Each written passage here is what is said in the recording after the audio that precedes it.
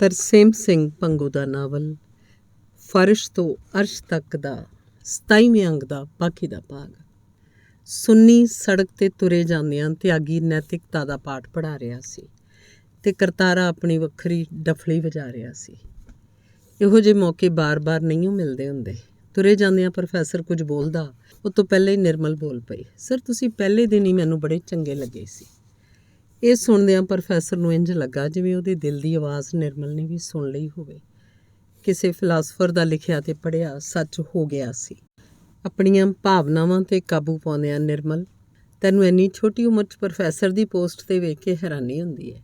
Professor ਨੇ ਹੋਰ ਵਿਸ਼ੇ 'ਤੇ ਗੱਲ ਤੋਰ ਕੇ ਹੋਛੇ ਕਰਤਾਰੇ ਨੂੰ ਵਰਜ ਕੇ ਰੁਕਣ ਲਈ ਕਿਹਾ। ਹੌਸਲਾ ਰੱਖ, ਮੱਠੀ ਅੱਗ 'ਤੇ ਪੱਕਿਆ ਪਕਵਾਨ ਸੁਆਦੀ ਹੁੰਦਾ ਹੈ। ਨਿਰਮਲ, ਤੂੰ ਮੇਰੇ ਸਵਾਲ ਦਾ ਜਵਾਬ ਨਹੀਂ ਦਿੱਤਾ। ਪ੍ਰੋਫੈਸਰ ਚਾਹੁੰਦਾ ਸੀ ਤਿਆਗੀ ਜੋ ਕਹਿ ਰਿਹਾ ਹੈ ਉਹ 'ਤੇ ਵੀ ਅਮਲ ਕੀਤਾ ਜਾਏ। ਸਰ, ਪਿਤਾ ਜੀ ਦੀ ਹਮੇਸ਼ਾ ਚਾਹਤ ਸੀ ਕਿ ਮੈਂ ਅਧਿਆਪਨ ਖੇਤਰ ਹੀ ਚੁਣਾ।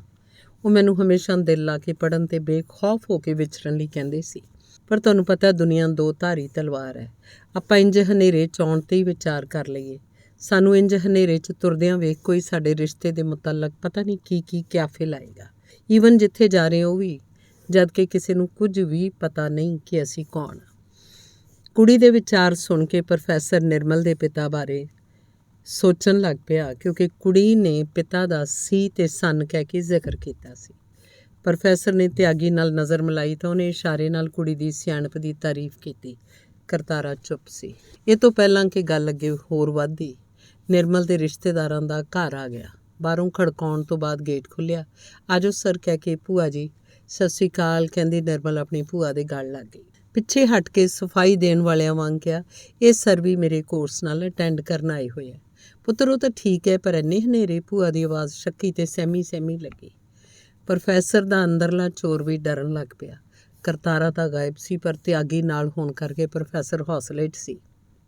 ਅੰਦਰ ਵੜਦਿਆਂ ਭੂਆ ਵੱਲੋਂ ਬੈਠਕ ਦੀ ਬੱਤੀ ਜਗਾਉਣ ਨਾਲ ਅੰਦਰ ਚਿੱਟਾ ਪ੍ਰਕਾਸ਼ ਫੈਲ ਗਿਆ। ਨਿਰਮਲ ਪ੍ਰੋਫੈਸਰ ਨੂੰ ਬੈਠੋ ਸਰ ਕਹਿ ਕੇ ਸਾਹਮਣੇ ਸੋਫੇ 'ਤੇ ਬੈਠ ਗਈ।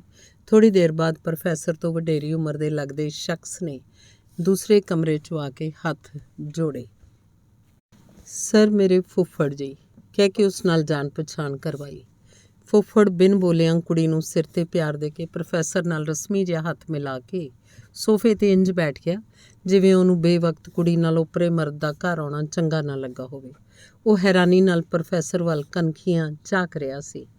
ਪ੍ਰੋਫੈਸਰ ਦਿਲ 'ਚ ਸੋਚ ਰਿਹਾ ਸੀ, ਮੈਨੂੰ ਨਿਰਮਲ ਨਾਲ ਪੂਰੀ ਖੁੱਲ੍ਹ ਲਏ ਬਗੈਰ ਖਾਸ ਕਰ ਰਾਤ ਨੂੰ ਤੁਰਨਾ ਨਹੀਂ ਚਾਹੀਦਾ ਸੀ। ਉਹਨੂੰ ਹੋਸਟਲ ਵਿੱਚ ਵੀ ਖੰਭਾਂ ਦੀਆਂ ਡਾਰਾਂ ਬਣਨ ਦਾ ਤੌਖਲਾ ਸਤਾਉਣ ਲੱਗਾ। ਭੂਆ ਜੀ, ਰੋਟੀ ਤਾਂ ਅਸੀਂ ਖਾ ਆਏ ਹਾਂ, ਚਾਹ ਜ਼ਰੂਰ ਪੀਆਂਗੇ। ਨਿਰਮਲ ਨੇ ਰਸੋਈ 'ਚ ਗਈ ਭੂਆ ਨੂੰ ਰਾਤ ਦੀ ਰੋਟੀ ਦੇ ਫਿਕਰ 'ਚ ਪੈਣ ਤੋਂ ਪਹਿਲਾਂ ਹੀ ਆਗਾਹ ਕਰ ਦਿੱਤਾ। ਨਿਰਮਲ ਨੂੰ ਖਿਆਲ ਹੀ ਨਾ ਰਿਹਾ ਕਿ ਸਰ ਨੇ ਤਾਂ ਰੋਟੀ ਖਾਧੀ ਨਹੀਂ, ਪਰ ਉਸ ਵਕਤ ਜੇ ਨਿਰਮਲ ਰੋਟੀ ਨੂੰ ਜ਼ੋਰ ਵੀ ਲਾਉਂਦੀ ਤਾਂ ਵੀ ਪ੍ਰੋਫੈਸਰ ਨੇ ਉੱਥੋਂ ਜਿੰਨੀ ਛੇਤੀ ਹੋ ਸਕੇ ਨਿਕਲਣ ਨੂੰ ਪਹਿਲ ਦੇਣੀ ਸੀ। ਚਾਹ ਲਿਆਉਣ ਤੋਂ ਪਹਿਲਾਂ ਭੂਆ ਆ ਕੇ ਨਿਰਮਲ ਦੇ ਕੰਨ 'ਚ ਕੁਝ ਫੁਸਫੁਸਾਈ, ਜਿਹਦੀ ਨਿਰਮਲ ਨੇ ਸਿਰ ਹਿਲਾ ਕੇ ਹਾਮੀ ਭਰੀ। ਬੈਠਿਆਂ ਅਚਾਨਕ ਪ੍ਰੋਫੈਸਰ ਦਾ ਧਿਆਨ ਨਿਰਮਲ ਦੇ ਪਿੱਛੇ ਅੰਗੀਠੀ 'ਤੇ ਪਿਆ। ਹੂ-ਬਹੂ ਉਹਦੀ ਸ਼ਕਲ ਨਾਲ ਮਿਲਦੀ ਜੁਲਦੀ ਫਰੇਮ ਕੀਤੀ ਬਲੈਕ ਐਂਡ ਵਾਈਟ ਤਸਵੀਰ ਹੈਰਾਨੀਜਨਕ ਸੀ। ਪ੍ਰੋਫੈਸਰ ਦਿਲ 'ਚ ਬੁੜਬੁੜਾਇਆ, ਮੇਰੀ ਤਸਵੀਰ? ਪ੍ਰੋਫੈਸਰ ਵਾਂਗ ਹੀ ਪੁੱਛਵੀਂ ਪੇਚਾਂ ਵਾਲੀ ਪੱਗ ਪਾਰਦਰਸ਼ੀ ਐਨਕ ਚਿਹਰੇ ਨੂੰ ਪ੍ਰਭਾਵਸ਼ਾਲੀ ਬਣਾ ਰਹੀ ਸੀ। ਭੂਆ ਵੀ ਚਾਹ ਲੈ ਕੇ ਆਈ, ਕਦੀ ਪ੍ਰੋਫੈਸਰ ਵੱਲ ਕਦੀ ਫੋਟੋ ਵੱਲ ਵੇਖ ਰਹੀ ਸੀ। ਪ੍ਰੋਫੈਸਰ ਨੇ ਆਪਣੀ ਘਬਰਾਹਟ ਛੁਪਾਉਣ ਲਈ ਉਂਗਲ ਦਾ ਇਸ਼ਾਰਾ ਕਰਦਿਆਂ ਕੰਬਦੀ ਜਿਹੀ ਆਵਾਜ਼ 'ਚ ਕਿਹਾ, ਨਿਰਮਲ, ਇਹ ਫੋਟੋ। ਪ੍ਰੋਫੈਸਰ ਦੇ ਹੋਰ ਕੁਝ ਬੋਲਣ ਤੋਂ ਪਹਿਲਾਂ ਹੀ ਨਿਰਮਲ ਉਦਾਸ ਜਿਹੀ ਆਵਾਜ਼ 'ਚ ਬੋਲੀ, ਸਰ, ਮੇਰੇ ਪਾਪਾ ਨੇ। ਕਹਿੰਦੀ ਨਿਰਮਲ ਦੀਆਂ ਗੱਲਾਂ ਤੇ ਮੋਟੇ ਹੰਝੂਆਂ ਦੀਆਂ ਲੀਕਾਂ ਨੇ ਉਸ ਸ਼ਖਸ ਬਾਰੇ ਸਭ ਕੁਝ ਸਮਝਾ ਦਿੱਤਾ। ਮਾਹੌਲ ਗਮਗੀਨ ਜਿਹਾ ਹੋ ਗਿਆ। ਭੂਆ ਵੀ ਚੁੰਨੀ ਦੇ ਲੜ ਨਾਲ ਅੱਖਾਂ ਸਾਫ਼ ਕਰ ਰਹੀ ਸੀ। ਨਿਰਮਲ ਨੇ ਅੱਖਾਂ ਸਾਫ਼ ਕਰਕੇ ਆਪਣੇ ਆਪ ਨੂੰ ਸਹਿਜ ਕਰਦਿਆਂ ਕਿਹਾ, ਸੌਰੀ ਸਰ, ਪਾਪਾ ਯਾਦ ਆ ਗਏ। ਨਿਰਮਲ ਨੇ ਕੱਪਾਂ 'ਚ ਚਾਹ ਪਾਉਂਦਿਆਂ ਫਿਰ ਕਿਹਾ, ਸਰ, ਮੈਂ ਤੁਹਾਨੂੰ ਰਸਤੇ 'ਚ ਕਿਹਾ ਸੀ ਨਾ ਕਿ ਤੁਸੀਂ ਮੈਨੂੰ ਪਹਿਲੇ ਦਿਨ ਹੀ ਬੜੇ ਚੰਗੇ ਲੱਗੇ ਸੀ, ਕਿਉਂਕਿ ਤੁਹਾਡੀ ਸ਼ਕਲ ਬਿਲਕੁਲ ਪਾਪਾ ਨਾਲ ਮਿਲਦੀ ਹੈ। ਤੁਹਾਡੇ ਲੈਕਚਰ ਵਾਲੇ ਦਿਨ ਤਾਂ ਮੈਨੂੰ ਇੰਝ ਲੱਗਾ ਜਿਵੇਂ ਪਾਪਾ ਜਿਉਂਦੇ ਹੋਣ ਅਤੇ ਮੈਂ ਪਾਪਾ ਦੀ ਕਲਾਸ 'ਚ ਬੈਠੀ ਹੋਵਾਂ। ਫਿਰ ਪਾਪਾ ਲੈਕਚਰ ਦੇ ਕੇ ਸਟੇਜ ਤੋਂ ਉਤਰੇ ਹੋਣ। ਮੈਂ ਤੁਹਾਨੂੰ ਆਪਣੇ ਨਾਲ ਲਿਆ ਕੇ ਭੂਆ ਜੀ ਨੂੰ ਸਰਪ੍ਰਾਈਜ਼ ਦੇਣੀ ਚਾਹੁੰਦੀ ਸੀ ਅਤੇ ਹਨੇਰੀ ਸੜਕ 'ਤੇ ਆਪਣੇ ਪਾਪਾ ਦੇ ਨਾਲ ਤੁਰ ਕੇ ਮਹਿਸੂਸ ਕਰਨਾ ਚਾਹੁੰਦੀ ਸੀ ਕਿ ਬਾਪ ਦੇ ਨਾਲ ਹੁੰਦਿਆਂ ਬੇਟੀ ਹਮੇਸ਼ਾ ਸੁਰੱਖਿਅਤ ਹੁੰਦੀ ਹੈ। ਇਹਦੇ ਉਲਟ ਪ੍ਰੋਫੈਸਰ ਨੂੰ ਧਰਤੀ ਵੇਲ ਨਹੀਂ ਸੀ ਦੇ ਰਹੀ, ਕਿਉਂਕਿ ਉਹ ਕਿਸੇ ਗਲਤਫਹਿਮੀ ਦਾ ਸ਼ਿਕਾਰ ਹੋ ਕੇ ਕੁਝ ਹੋਰ ਹੀ ਸੋਚ ਗਿਆ ਸੀ, ਪਰ ਉਹਦੀ ਸਿਆਣਪ ਨੇ ਬਚਾ ਲਿਆ ਸੀ। ਭਰਾ ਜੀ ਮੈਂ ਤਾਂ ਬੈਠਕ 'ਚ ਚਾਨਣੇ ਤੁਹਾਨੂੰ ਵੇਖ ਕੇ ਹੱਕੀ ਬੱਕੀ ਰਹਿ ਗਈ ਕਿ ਜਿਵੇਂ ਸੁਮੇਰ 25 ਸਾਲੀ ਕਿਤੋਂ ਮੁੜਿਆ ਹੋਵੇ। ਫੁੱਫੜ ਨੇ ਵੀ ਗੱਲਬਾਤ 'ਚ ਹਿੱਸਾ ਲੈਂਦਿਆਂ ਹੈਰਾਨੀ ਜ਼ਾਹਰ ਕੀਤੀ। ਇੱਕ ਨਵਾਂ ਰਿਸ਼ਤਾ ਲੈ ਕੇ ਮੁੜਦਿਆਂ ਕਰਤਾਰਾ ਗਾਇਬ ਸੀ। ਤਿਆਗੀ ਜਿੱਤ ਦੀ ਖੁਸ਼ੀ 'ਚ ਪ੍ਰੋਫੈਸਰ ਦੇ ਨਾਲ ਜੁੜ ਕੇ ਚੱਲ ਰਿਹਾ ਸੀ, ਜਿਹਨੇ ਬੇਸ਼ਰਮ ਕਰਤਾਰੇ ਦੀ ਇੱਕ ਨਹੀਂ ਚੱਲਣ ਦਿੱਤੀ ਸੀ। ਪ੍ਰੋਫੈਸਰ ਨਿਰਮਲ ਤੇ ਪ੍ਰੋਫੈਸਰ ਕਰਤਾਰ ਸਿੰਘ ਤਿਆਗੀ ਇੱਕ ਪਿਓ ਧੀ ਵਾਂਗ ਨਿੱਕੀਆਂ ਨਿੱਕੀਆਂ ਗੱਲਾਂ ਕਰਦੇ ਬੇਖੌਫ ਕਾਲਜ ਆ ਗਏ। ਕਾਲਜ ਆ ਕੇ ਰਾਤ ਨੂੰ ਪ੍ਰੋਫੈਸਰ ਕਰਤਾਰ ਸਿੰਘ ਆਪਣੀ ਭੈੜੀ ਸੋਚ ਨੂੰ ਬੜੀ ਦੇਰ ਤੱਕ ਲਾਹਨਤਾਂ ਪਾਉਂਦਾ ਰਿਹਾ ਕਿ ਉਸ ਅਣਜਾਣ ਨੇ ਤਾਂ ਮੇਰੇ ਚਿਹਰੇ 'ਚੋਂ ਬਾਪ ਦਾ ਚਿਹਰਾ ਤੱਕਿਆ ਸੀ। ਪਰ ਮੈਂ ਸਾਰਾ ਕੁਝ ਸੋਚ ਕੇ ਤਿਆਗੀ ਨੂੰ ਹਾਲੇ ਵੀ ਸ਼ਰਮ ਆ ਰਹੀ ਸੀ। ਜੇ ਨਿਰਮਲ ਨੂੰ ਮੇਰੀ ਭੈੜੀ ਸੋਚ ਬਾਰੇ ਪਤਾ ਲੱਗ ਜਾਂਦਾ ਤਾਂ ਸ਼ਾਇਦ ਹਰੇਕ ਮਰਦ 'ਚ ਉਹਦਾ ਵਿਸ਼ਵਾਸ ਉੱਠ ਜਾਂਦਾ। ਤਿਆਗੀ ਪਛਤਾਵੇ ਦੀ ਅੱਗ 'ਚ ਸੜਦਾ ਕਾਫੀ ਰਾਤ ਤੱਕ ਸੌਂ ਨਾ ਸਕਿਆ। ਉਹਨੇ ਕਿਤੇ ਪੜ੍ਹਿਆ ਸੀ, ਮਨੁੱਖ ਦਾ ਪਛਤਾਵਾ ਉਹਦੀ ਪਵਿੱਤਰਤਾ ਦਾ ਸਬੂਤ ਹੁੰਦਾ ਹੈ। ਕੁਝ ਦਿਨਾਂ ਬਾਅਦ ਪ੍ਰੋਫੈਸਰ ਵਿਗ ਸਾਦੀ ਜੀ ਕਲੋਜ਼ਿੰਗ ਤੇ ਕਲਾਸ ਨੂੰ ਮੁਖਾਤਿਬ ਸੀ। ਦੋਸਤੋ, ਤੁਸੀਂ ਆਪਣੇ ਆਪਸੀ ਸੰਵਾਦ ਜ਼ਰੀਏ ਕੋਰਸ ਦੌਰਾਨ ਨਵੇਂ ਤਜਰਬੇ ਹਾਸਲ ਕੀਤੇ ਹੋਣਗੇ। ਜਿਸ ਸਮਾਜ ਰੂਪੀ ਬਿਲਡਿੰਗ ਦਾ ਨਿਰਮਾਤਾ ਸਿਆਣਾ ਤੇ ਸੂਝਵਾਨ ਹੈ, ਉਹ ਸਮਾਜ ਹਮੇਸ਼ਾ ਬੁਲੰਦੀਆਂ ਛੂਹੰਦੇ ਹੈ। ਮੈਨੂੰ ਪੂਰੀ ਉਮੀਦ ਹੈ ਤੁਸੀਂ ਸਾਰੇ ਚੰਗੇ ਨਿਰਮਾਤਾ ਬਣ ਕੇ ਅਧਿਆਪਕ ਦੀਆਂ ਜ਼ਿੰਮੇਵਾਰੀਆਂ ਨੂੰ ਨਿਭਾਉਂਦੇ ਹੋਏ ਆਪਣਾ ਯੋਗਦਾਨ ਪਾਉਂਦੇ ਰਹੋਗੇ। ਅਸੀਂ ਤੁਹਾਨੂੰ ਤੁਹਾਡੇ ਭਵਿੱਖੀ ਜੀਵਨ ਲਈ ਸ਼ੁਭਕਾਮਨਾਵਾਂ ਨਾਲ ਵਿਦਾ ਕਰਦੇ ਹਾਂ। ਰੱਬ ਰਾਖਾ। ਪ੍ਰੋਫੈਸਰ ਤਿਆਗੀ ਸਮਾਨ ਪੈਕ ਕਰਕੇ ਪ੍ਰੋਫੈਸਰ ਕੁੜੀਆਂ ਦੀ ਰਿਹਾਇਸ਼ ਵੱਲ ਆ ਗਿਆ। ਨਿਰਮਲ ਉਹਨੂੰ ਵੇਖ ਕੇ ਪਹਿਲਾਂ ਹੀ ਬਾਹਰ ਆ ਗਈ। ਸਰ, ਅੱਜ ਸਾਡੇ ਕੋਲ ਰਹੋ। ਭੂਆ ਦੇ ਘਰੋਂ ਆਉਣ ਤੋਂ ਬਾਅਦ ਨਿਰਮਲ ਪ੍ਰੋਫੈਸਰ ਤਿਆਗੀ ਨਾਲ ਇੱਕ ਬੇਟੀ ਵਾਂਗ ਨਜਿੱਕ ਗੱਲਬਾਤ ਕਰਨ ਲੱਗ ਪਈ ਸੀ। ਪ੍ਰੋਫੈਸਰ ਤਿਆਗੀ ਨੇ ਜੇਬ 'ਚੋਂ 20 ਰੁਪਏ ਦਾ ਨੋਟ ਕੱਢ ਕੇ ਫੜਾਉਂਦਿਆਂ ਨਿਰਮਲ ਦੇ ਸਿਰ 'ਤੇ ਪਿਆਰ ਲਈ ਹੱਥ ਰੱਖ ਦਿੱਤਾ। ਇੰਨਾ ਪਿਆਰ ਦੇਣ ਲਈ ਸ਼ੁਕਰੀਆ ਸਰ। ਪੈਸਿਆਂ ਦੀ ਤੁਸੀਂ ਖੇਚਲ ਨਾ ਕਰੋ। ਮੁਸਕਰਾਹਟ ਨੇ ਨਿਰਮਲ ਨੂੰ ਹੋਰ ਸੋਹਣੀ ਬਣਾ ਦਿੱਤਾ। ਬੇਟੇ, ਇੱਕ ਪਿਤਾ ਵੱਲੋਂ ਇੱਕ ਧੀ ਵਾਸਤੇ ਇਹ ਕੁਝ ਵੀ ਨਹੀਂ।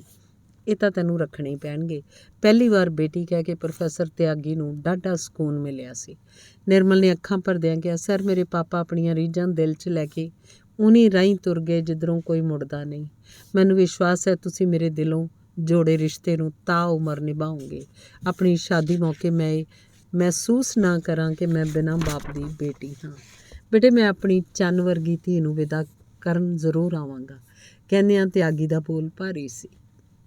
ਕੁੜੀਆਂ ਦੇ ਹੋਸਟਲ 'ਚੋਂ ਮੁੜਦਾ ਪ੍ਰੋਫੈਸਰ ਕਰਤਾਰ ਸਿੰਘ ਤਿਆਗੀ ਕਿਸੇ ਪਛਤਾਵੇ ਦੇ ਬੋਝ ਤੋਂ ਬਿਲਕੁਲ ਮੁਕਤ ਸੀ। ਅੰਤਿਮ ਕਾਂਡ।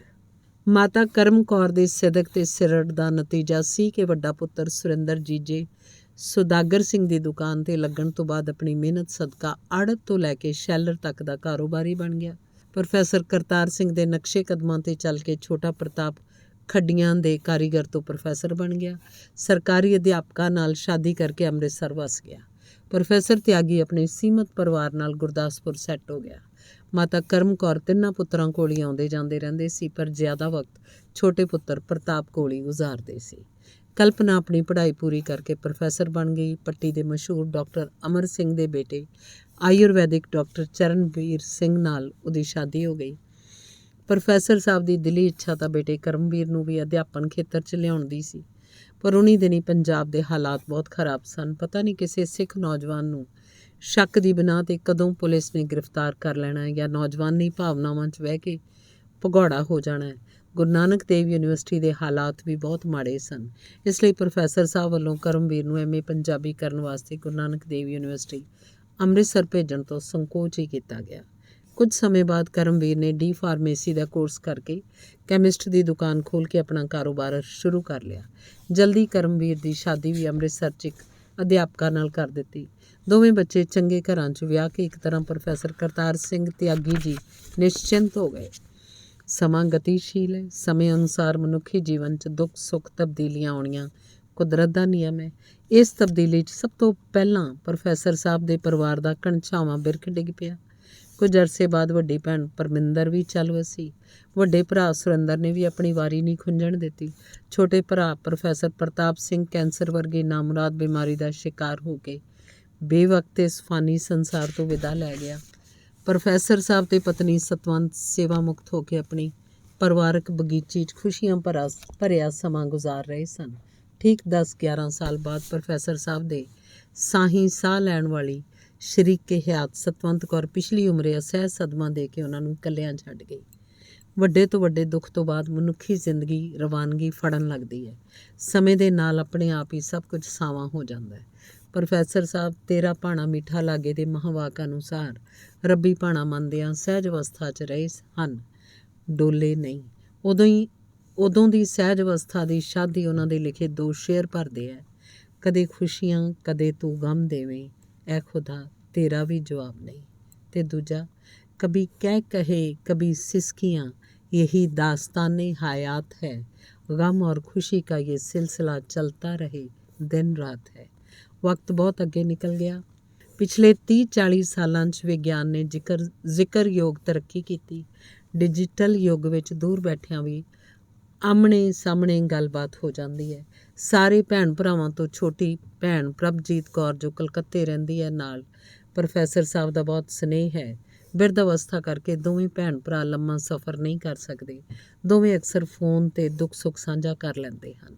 ਛੋਟੀ ਭੈਣ ਪ੍ਰਭਜੀਤ ਤੋਂ ਇਲਾਵਾ ਬਹੁਤੀ ਨੇੜਤਾ ਪ੍ਰੋਫੈਸਰ ਤਿਆਗੀ ਜੀ ਦੇ ਨੌਕਰੀ ਦੌਰਾਨ ਬਣੇ ਮਿੱਤਰ ਵਰਿਆਮ ਸਿੰਘ ਸੋਢੀ ਤੇ ਸੁਖਦੇਵ ਸਿੰਘ ਉਰਫ ਗਿਆਨੀ ਜੀ ਨਾਲ ਹੈ। ਇਸ ਮਿੱਤਰਤਾ ਦੀ ਉਮਰ ਅੱਧੀ ਸਦੀ ਤੋਂ ਵੀ ਵੱਧ ਹੋ ਗਈ ਹੈ। ਡਿਜੀਟਲ ਤਕਨੀਕ ਨਾਲ ਇੱਕ ਦੂਜੇ ਦੇ ਰੂਬਰੂ ਹੋ ਕੇ ਪਹਾੜੀ ਭਰਮਣ ਦੀਆਂ ਯਾਦਾਂ ਤਾਜ਼ੀਆਂ ਕਰਦੇ ਹੀ ਰਹਿੰਦੇ ਹੈ। ਪ੍ਰੋਫੈਸਰ ਤਿਆਗੀ ਜੀ ਦੀ ਜੀਵਨ ਸਾਥਣ ਤੁਰ ਜਾਣ ਤੋਂ ਬਾਅਦ ਚੰਗੇ ਸੰਸਕਾਰਾਂ ਵਾਲੇ ਨੂੰਹ ਪੁੱਤਰ ਨੇ ਕਦੇ ਵੀ ਉਹਨਾਂ ਨੂੰ ਇਕੱਲਤਾ ਮਹਿਸੂਸ ਨਹੀਂ ਹੋਣ ਦਿੱਤੀ। ਪਰ ਉਹਨਾਂ ਤੋਂ 10-10 ਸਾਲ ਛੋਟੇ ਪ੍ਰੋਫੈਸਰ ਦੋਸਤ ਉਹਨਾਂ ਦੀ ਇਕੱਲਤਾ ਮਹਿਸੂਸ ਕਰਦੇ ਬਹੁਤ ਵਾਰੀ ਆਪ ਹੀ ਫੋਨ ਲਾ ਲੈਂਦੇ ਹੈ। 3 ਮਿੱਤਰ ਫੋਨ 'ਤੇ ਜੁੜੇ ਜਵਾਨੀ ਵੇਲੇ ਦੀਆਂ ਗੱਲਾਂ ਕਰਦੇ ਇੱਕ ਦੂਜੇ ਨੂੰ ਮਜ਼ਾਕ ਵੀ ਕਰ ਲੈਂਦੇ ਹੈ। ਇੱਕ ਦਿਨ ਵਰਿਆਮ ਸਿੰਘ ਸੋਢੀ ਦੇ ਬੇਟੇ ਗੁਣਵੰਤ ਸਿੰਘ ਨੇ ਫੋਨ ਲਾ ਕੇ ਕਿਹਾ, ਅੰਕਲ ਪਾਪਾ ਨਾਲ ਗੱਲ ਕਰੋ। ਦੂਜੇ ਅੰਕਲ ਵੀ ਜੁੜ ਰਹੇ ਹੈ। ਦੁਆ ਸਲਾਮ ਤੋਂ ਬਾਅਦ ਤਿਆਗੀ ਜੀ ਕਹਿਣ ਲੱਗੇ, ਯਾਰ ਸੋਢੀ, ਜਦੋਂ ਸਾਡੇ ਕੋਲ ਯਾਤਰਾ ਕਰਨ ਦਾ ਕੋਈ ਸਾਧਨ ਨਹੀਂ ਸੀ, ਹੁਣ ਵਾਂਗ ਪੈਸਾ ਵੀ ਖੁੱਲ੍ਹਾ ਨਹੀਂ ਸੀ, ਫਿਰ ਵੀ ਅਸੀਂ ਬੱਸਾਂ 'ਤੇ ਬੈਠ ਫਿਰ ਉੱਚੇ ਉੱਚੇ ਪਹਾੜ ਗਾਹ ਹੁੰਦੇ ਸੀ। ਹੁਣ ਸਾਰੇ ਸਾਧਨ ਹਨ ਪਰ ਸਰੀਰਕ ਸਮਰੱਥਾ ਨਹੀਂ ਰਹੀ। ਸਾਡਾ ਤਾਂ ਸੂਫੀ ਸੰਤ ਸ਼ੇਖ ਫਰੀਦ ਅਨੁਸਾਰ ਇੰਨੀ ਨਿੱਕੀ ਜੰਗੀਏ ਥਲ ਡੂਗਰ ਪਵੇ ਓਮ, ਅੱਜ ਫਰੀਦਾ ਕੁਜੜਾ ਸੈਕੋ ਹਾਥੀ ਓਮ ਵਾਲਾ ਹਾਲ ਹੈ। ਸਲੋਕ ਸੁਣ ਕੇ ਵਰਿਆਮ ਸਿੰਘ ਦਾ ਪ੍ਰੋਫੈਸਰ ਬੇਟਾ ਗੁਣਵੰਤ ਸਿੰਘ ਵਿੱਚੋਂ ਹੀ ਬੋਲ ਪਿਆ, ਅੰਕਲ ਮੈਂ ਤੁਹਾਨੂੰ ਘੁੰਮਣ ਵਾਲੀਆਂ ਥਾਵਾਂ ਦੀਆਂ ਫੋਟੋਆਂ ਸੈਂਡ ਕਰਦਾ, ਤੁਸੀਂ ਜਿੱਥੇ ਕਹੋਗੇ ਉੱਥੇ ਯਾਤਰਾ ਕਰਵਾ ਲਿਆਵਾਂਗਾ, ਤੁਸੀਂ ਜਾਣ ਵਾਲੇ ਬਣੋ। ਗੱਲਾਂ ਬਾਤਾਂ 'ਚ ਫਿਰ ਮਜ਼ਾਕ ਦਾ ਸਿਲਸਿਲਾ ਚੱਲਦਾ ਰਿਹਾ। ਆਪਣੇ ਮਜ਼ਾਹੀਆ ਸੁਭਾਅ ਅਨੁਸਾਰ ਹੱਸਦਿਆਂ ਤਿਆਗੀ ਬੋਲਿਆ, ਗਿਆਨੀ ਜੀ ਬੜਾ ਚਿਰ ਹੋਇਆ ਪਹਾੜਾਂ ਦੀ ਸੈਰ ਨੂੰ ਗਿਆ, ਕਿਤੇ ਅੰਤਿਮ ਯਾਤਰਾ ਹੀ ਕਰ ਆਈਏ। ਉਪਰੋਕਤ ਵਿਅੰਗ ਦੇ ਅਰਥਾਂ ਦੇ ਜਵਾਬ 'ਚ ਗਿਆਨੀ ਜੀ ਹੱਸਦਿਆਂ ਬੋਲੇ, ਪ੍ਰੋਫੈਸਰ ਸਾਹਿਬ ਹਾਲੇ ਅੰਤਿਮ ਯਾਤਰਾ ਦਾ ਸਮਾਂ ਨਹੀਂ ਆਇਆ। ਆਪਣੇ ਪਰਮ ਮਿੱਤਰ ਦੀ ਉਤਸ਼ਾਹ ਭਰੀ ਗੱਲ ਸੁਣਦੇ 88 ਸਾਲਾ ਤਿਆਗੀ ਜੀ ਫਿਰ ਜਵਾਨ ਬਣ ਗਏ। ਆਜੋ ਫਿਰ, ਇਸ ਵਾਰ ਬਾਲੂਸ਼ਾਹੀ ਤੁਹਾਨੂੰ ਵੱਧ ਨਹੀਂ ਜੇ ਖਾਣ ਦੇਣੀ। ਹਿਮਾਚਲ ਦੀ ਬਾਲੂਸ਼ਾਹੀ ਗਿਆਨੀ ਜੀ ਦੀ ਪਸੰਦੀਦਾ ਮਠਿਆਈ ਸੀ ਜੋ ਅਕਸਰ ਸੈਰ 'ਤੇ ਗਿਆਨ ਛਕਦੇ ਸਨ। ਇਸ ਤਰ੍ਹਾਂ ਹੀ ਤਿੰਨੇ ਦੋਸਤ ਤਰੋ ਤਾਜ਼ਾ ਹੋ ਜਾਂਦੇ ਹਨ। ਵਰਿਆਮ ਸਿੰਘ ਦੇ ਬੇਟੇ ਗੁਣਵੰਤ ਸਿੰਘ ਵੱਲੋਂ ਭੇਜੀਆਂ ਫੋਟੋਆਂ ਵੇਖ ਕੇ ਜਵਾਨੀ ਵੇਲੇ ਪਹਾੜਾਂ 'ਚ ਗਿਆਂ ਦੇ ਸਾਰੇ ਦ੍ਰਿਸ਼ ਯਾਦ ਆ ਗਏ। ਪ੍ਰੋਫੈਸਰ ਤਿਆਗੀ ਬਾਗ ਹੋ ਗਏ। ਬੇਟੇ ਨੂੰ ਫੋਨ 'ਤੇ ਆਸ਼ੀਰਵਾਦ ਦਿੰਦਿਆਂ ਕਿਹਾ, ਬੇਟਾ, ਜਿਸ ਬਾਪ ਦੀ ਔਲਾਦ ਮਾਪਿਆਂ ਪ੍ਰਤੀ ਸਨੇਹ ਤੇ ਉਹਨਾਂ ਦੀਆਂ ਭਾਵਨਾਵਾਂ ਦਾ ਖਿਆਲ ਰੱਖਦੀ ਹੈ, ਉਹਨਾਂ ਬਜ਼ੁਰਗਾਂ ਦੀ ਘਰ 'ਚ ਹੀ ਪਿਕਨਿਕ ਹੁੰਦੀ ਹੈ, ਜਵਾਨੀਆਂ ਮਾਣੋ। ਅੱਜ ਪ੍ਰੋਫੈਸਰ ਕਰਤਾਰ ਸਿੰਘ ਇਸ ਸ਼ਹਿਰ ਦਾ ਮਾਣ ਹੈ। ਉਹਨਾਂ ਦਾ ਬੇਟਾ ਕਰਮਵੀਰ ਜ਼ਿਲ੍ਹੇ ਦਾ ਨਾਮੀ ਪੱਤਰਕਾਰ ਹੈ। ਨੂੰਹ ਰਾਣੀ ਇੱਕ ਪ੍ਰਾਈਵੇਟ ਸਕੂਲ 'ਚ ਪ੍ਰਿੰਸੀਪਲ ਹੈ। ਦੋਵੇਂ ਪੋਤਰੇ ਕੈਨੇਡਾ 'ਚ ਉੱਚ ਵਿੱਦਿਆ ਪ੍ਰਾਪਤ ਕਰ ਰਹੇ ਹੈ। ਪ੍ਰੋਫੈਸਰ ਸਾਹਿਬ ਆਪ ਚੰਗੀ ਪੈਨਸ਼ਨ ਲੈ ਰਹੇ। ਬਚਪਨ ਵੇਲੇ ਪਿਤਾ ਦੀ ਮੌਤ ਤੋਂ ਬਾਅਦ ਗਰੀਬੀ ਦੇ ਦਿਨਾਂ 'ਚ ਰੋਂਦੀ ਮਾਂ ਨੂੰ ਵੇਖ ਕੇ ਬਾਲ ਤਾਰੀ ਵੱਲੋਂ ਕਹੇ ਸ਼ਬਦ ਪ੍ਰੋਫੈਸਰ ਕਰਤਾਰ ਸਿੰਘ ਤਿਆਗੀ ਦੀ ਯਾਦ ਦਾ ਹਿੱਸਾ ਹਨ। ਬੀਬੀ ਤੂੰ ਰੋ ਨਾ, ਮੈਂ ਪੜ੍ਹ ਕੇ ਵੱਡਾ ਅਫਸਰ ਬਣਾਂਗਾ, ਫਿਰ ਤੈਨੂੰ ਇੰਨੇ ਸਾਰੇ ਪੈਸੇ ਲਿਆ ਕੇ ਦਿਆ ਕਰਾਂਗਾ। ਉਸ ਵੇਲੇ ਮਾਂ ਨੇ ਨਿੱਕੇ ਨਿੱਕੇ ਹੱਥ ਚੁੰਮਦਿਆਂ ਬੱਚੇ ਤਾਰੀ ਨੂੰ ਘੁੱਟ ਕੇ ਗਲ ਨਾਲ ਲਾ ਲਿਆ ਸੀ। ਅੱਜ ਪ੍ਰੋਫੈਸਰ ਕਰਤਾਰ ਸਿੰਘ ਤਿਆਗੀ ਕੋਲ ਪੈਸੇ ਦੀ ਕੋਈ ਘਾਟ ਨਹੀਂ ਹੈ। ਖੁੱਲ੍ਹਾ ਡੁੱਲਾ ਘਰ ਹੈ, ਪਰ ਘਰ 'ਚ ਪੈਸੇ ਲੈਣ ਵਾਲੀ ਮਾਂ ਨਹੀਂ ਹੈ। ਮਾਂ ਨੂੰ ਯਾਦ ਕਰਦੇ ਪ੍ਰੋਫੈਸਰ ਸਾਹਿਬ ਅਕਸਰ ਭਾਵੁਕ ਹੋ ਜਾਂਦੇ ਹੈ। ਡੂੰਘੀਆਂ ਅੱਖਾਂ 'ਚ ਪਾਣੀ ਤੈਰਨ ਲੱਗ ਜਾਂਦਾ ਹੈ। ਜੀਵਨ 'ਚ ਪਈਆਂ ਘਾਟਾਂ ਨੂੰ ਪੂਰਾ ਕਰਦਾ ਹੈ ਪ੍ਰੋਫੈਸਰ ਸਾਹਿਬ ਦਾ ਸਾਹਿਤਿਕ ਸ਼ੌਕ, ਜੋ ਜਵਾਨੀ ਵੇਲੇ ਵਾਂਗ ਅੱਜ ਵੀ ਬਰਕਰਾਰ ਹੈ। ਸਾਹਿਤਿਕ ਸੱਥਾਂ ਉਹਨਾਂ ਨੂੰ ਆਪਣੇ ਪ੍ਰੋਗਰਾਮਾਂ ਦੀ ਮਹਿਮਾਨ ਨਿਵਾਜ਼ੀ ਨਾਲ ਨਿਵਾਜ ਕੇ ਮਾਣਮੱਤੀਆਂ ਹੁੰਦੀਆਂ ਹਨ। ਸੱਥਾਂ ਵਿੱਚ ਵਿਚਰਦੇ ਬਜ਼ੁਰਗ ਨੌਜਵਾਨ ਪ੍ਰੋਫੈਸਰ ਕਰਤਾਰ ਸਿੰਘ ਤਿਆਗੀ ਨਵੇਂ ਲੇਖਕਾਂ ਲਈ ਪ੍ਰੇਰਨਾ ਸਰੋਤ ਹਨ। ਪਿਛਲੀ ਉਮਰ 'ਚ ਜੀਵਨ ਦੇ ਯਥਾਰਥ ਦੀ ਪੇਸ਼ਕਾਰੀ ਉਹਨਾਂ ਦਾ ਦੋਹੜਾ ਇੰਜ ਕਰਦਾ ਹੈ, ਬੀਤ ਗਈ ਕੁਛ ਰਹਿ ਗਈ ਬਾਕੀ, ਇਹ ਉਮਰਾ ਬੇਇਤਬਾਰੀ, ਵਲਛਲ ਕਰਦੀ ਭੇਤ ਨਾ ਦੱਸਦੀ। ਇਹ ਐਸੀ ਖੇਖਣ ਹਾਰੀ, ਇਹਦੀ ਰਮਜ਼ ਨਾ ਜਾਣੇ ਕੋਈ। ਇਹ ਨਿਸ ਦਿਨ ਵੇਸ ਕਰੇਂਦੀ, ਰੰਗ ਬਦਲਦੀ ਰੂਪ ਵਟਾਉਂਦੀ। ਇਹ ਫੇਰ ਵੀ ਲੱਗਦੀ ਪਿਆਰੀ, ਇਹ ਫੇਰ ਵੀ ਲੱਗਦੀ ਪਿਆਰੀ। ਧੰਨਵਾਦ। ਸਮਾਪਤ।